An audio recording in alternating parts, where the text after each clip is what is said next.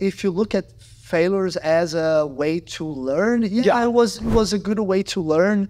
But I knew nothing about anything what I was doing there, and I was just I know I made investment. I was a personal trainer, so I don't even think I experienced being an entrepreneur. I was basically working for myself there, and then I had no business. How I'm gonna make? There's no project behind that business. So yeah, you could see it as a total failure in the end.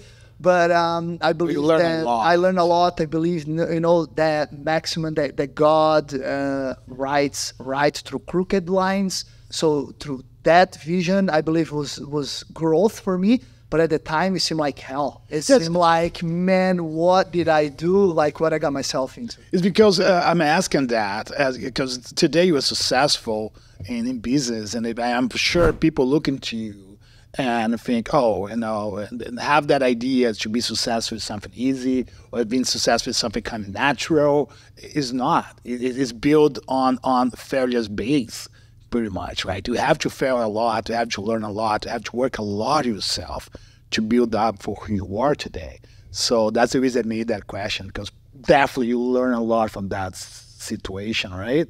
Yeah, this situation, it really toughened me up, you know, the resilience. Like, I think that's when I started to become a man, where I saw myself in a terrible situation and nobody was there to help me.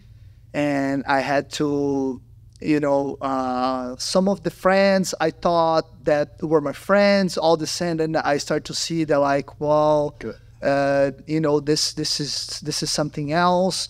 And I think that gave me great maturity to keep moving. But I think it was really about courage, because, man, when you're 17, 18, and I think my family was they were a little bit crazy too, like to lend me the money and all that. But it ended up being good because I used some part of that money to establish myself in Canada later.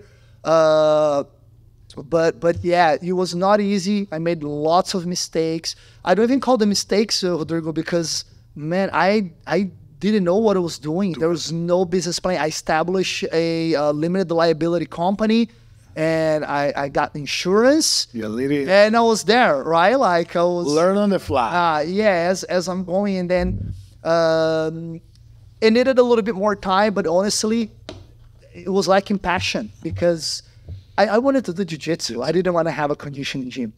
But yeah. Like nowadays, when you look to especially social media, right? Like many people talking about business, many people talk about being successful, and they pass on, especially to these new generations coming up, you know, it's something easy. And it's not even that. The people doesn't talk about the failures you have, you know, the setbacks, you know, the hard times.